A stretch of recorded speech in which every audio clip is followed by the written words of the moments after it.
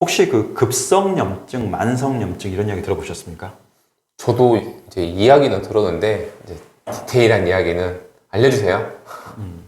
저희들 그 급성염증 그러면 사실 느낌이 오잖아요. 그렇죠. 예, 저희가 이렇게 뭐 외상에 의해서 다쳤다거나 아니면 뭐 이렇게 뭐 저희가 이렇게 뭐 일반적으로 그러니까 외상이나 네. 뭐 동물에 물려서 그럴 수도 있고 뭐 쇠에 그렇죠. 찔려서 그럴 수도 있고 네. 아니면은 이런 뭐 자상인 칼에 의해서 그럴 수도 있고 그런 네. 증상이 일단은 기본적으로 급성염증. 맞습니다. 그래서 보통 이렇게 뭐 통증이라든지 열이라든지 뭐 발적이라든지 부종이라든지 이런 것들이 눈에 가시적으로 눈에 보이는 것들 그렇죠. 예, 그런 것들을 저희들이 보통은 이제 그렇게 저희들 급성염증이라고 하고요.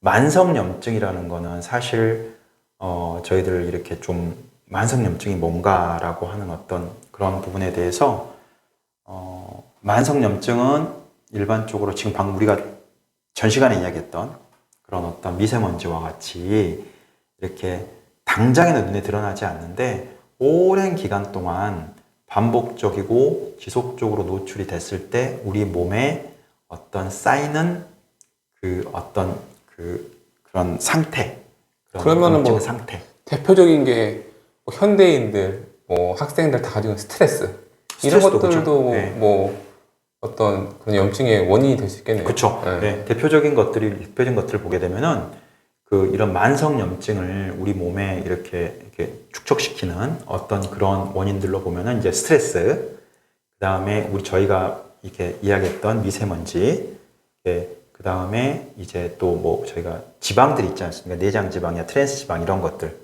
먹거리 중에서 보게 되면 또 트랜스 지방 이런 것들이 있는데, 그리고 또 오메가 6, 그리고 또 이렇게 그 당류의 과다 섭취 이런 것들이 보통 보면은 저희들 만성염증을 일으키는 그런 원인들이라고 해요. 일단은 그 염증을 얘기가 나오니까 예전에 뭐 대학원 다닐 때도 그 실험을 한 적이 있었는데 ROS라고 그래가지고 이게 ROS라는 게 활성산소예요? 예, 활성산소인데 이게 네. 라디칼 옥시즌 스피시즈 그래서 이런 활성산소를 말하는 거거든요. 네네. 이게 뭐냐면 굉장히 반응성이 높은 산소를 활성산소라고 얘기를 해요. 예.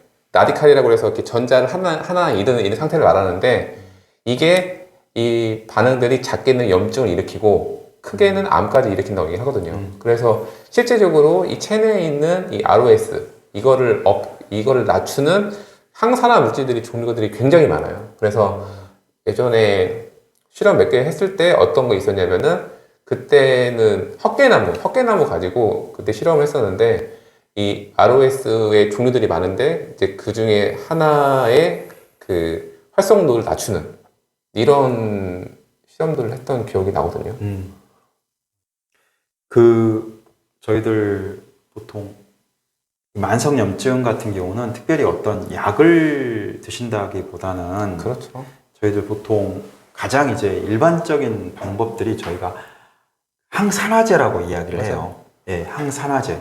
저희들 항산화제 그러면 저희들 주변에서 굉장히 많이 듣고 또 드시는 분들도 굉장히 많으실 것 같은데 저희들 대표적인 저희들 음식으로 먹을 수 있는 항산화제 음식으로 항산화제를 먹을 수 있는 항산화제 우리가 한번 이야기해 보죠. 뭐 일단 딱 지금 눈에 그 기억이 나는 게 네. 우리 특히 이제 암 환자분들이나 네. 아니면 면역 많이 떨어졌다고 생각하시는 분들이 네네. 드시는 것 중에 하나가 이제 베타글루칸이라고 버섯에서 나오는 그 성분이 있거든요. 네.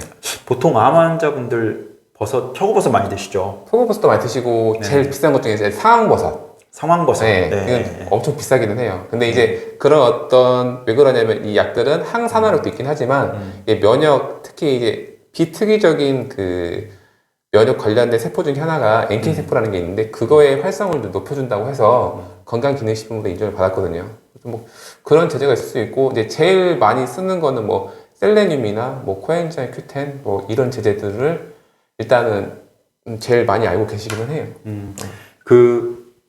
우리 항염증 음식,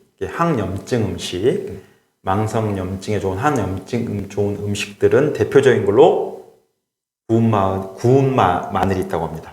우리 대한민국은 마늘의 민족이잖아요. 그 유튜브 보셨어요? 유튜브요? 유튜브에서 어떤 유튜브? 네.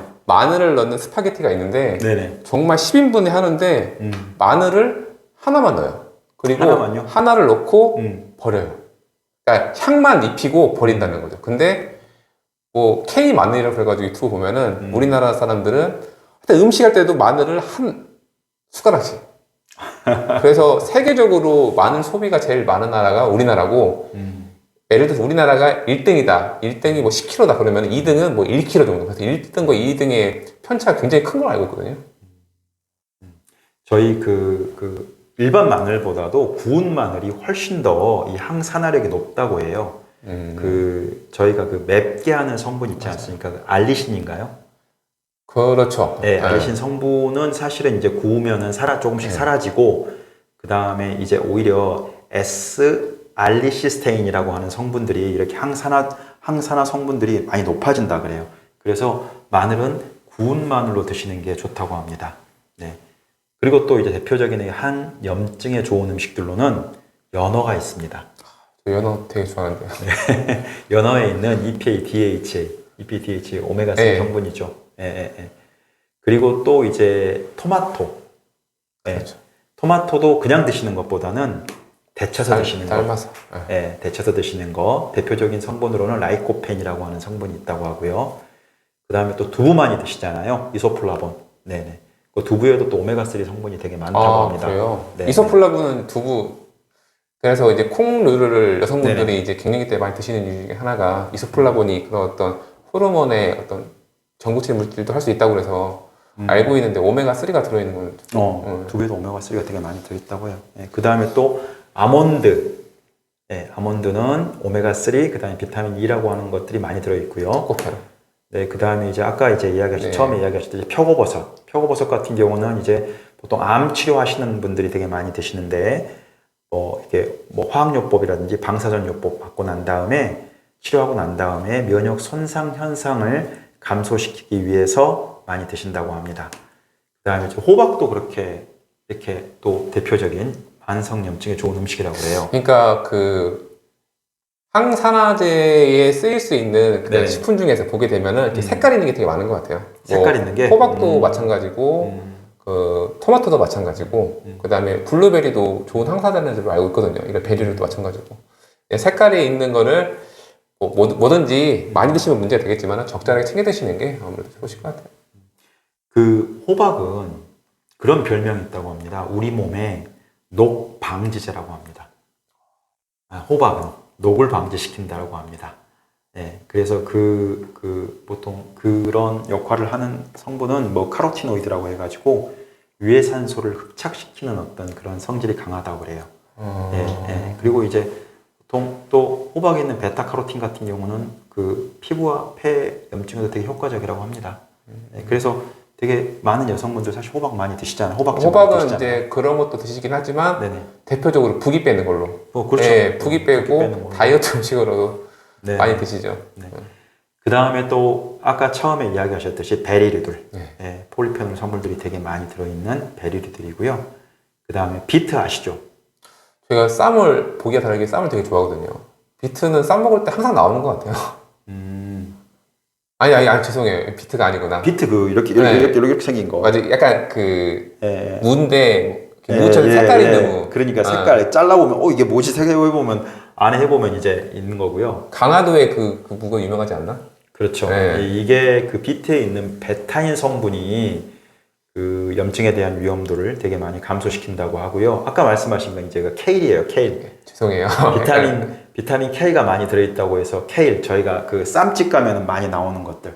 그 케일인데 그런 것들도 만성 염증에 되게 좋은 음식들이라고 합니다. 그러니까 이런 거는 내가 아파서 챙겨 먹는다기보다는 아무래도 지금 환경 자체가 미세먼지도 항상 노출이 되어 있고 스트레스나 이런 게 항상 노출이 되어 있으니까 적정량 정도는 항상 챙겨 드시는 게 아무래도 건강에 좋으실 것 같아요. 그 만성염증을 다루다 보면 이게 오늘 저희가 이렇게 오늘 하면서 갑자기 그런 생각이 들어요. 그 진시 황제가 만약에 뭔가 이렇게 불로장생 약을 불로초를 찾기 위해서 네. 그렇죠. 그 불로초를 찾기 위해서 이제 많은 사람들을 보냈잖아요. 만약에 그들이 불로초를 찾아서 가져왔다면 아마도 그 많은 것들이 다 항산화 성분들이 굉장히 많이 들어있는 그런 식품들이었을 것 같아요. 근데 결과적으로 그 진시황 같은 경우는 수은을 또 중독돼서 죽었다고 하지 않았나요? 그것까지는 잘 모르겠어요. 그래요? 근데 진시 황제가 중국을 통일했다고 하지 않습니까? 얼마나 스트레스를 많이 받았겠어요. 그러니까요. 그러니까 요새는 네. 그런 말 되게 유행하잖아요. 슈퍼 노말이라는 이름 들어보셨어요? 슈퍼 노말이요? 네. 노말인데 슈퍼 노말이라는 게 너무 과하지도 않고 너무 모자라지도 않고 이런 중간을 지키는 게 어떻게 보면은 그게 최고 같다는 생각이 들긴 그거 해요. 자체가 또 스트레스일 것 같은데? 그래도 정점에 있는 것보다는 덜 스트레스를 받지 않을까요? 저는 그냥 그거를 유지하는 것 자체가 또 스트레스일 것 같아요. 살아있는 것 자체가 아무래도 이런 거 잘 챙겨 드세요, 그러시면. 네. 알겠습니다. 네, 감사합니다.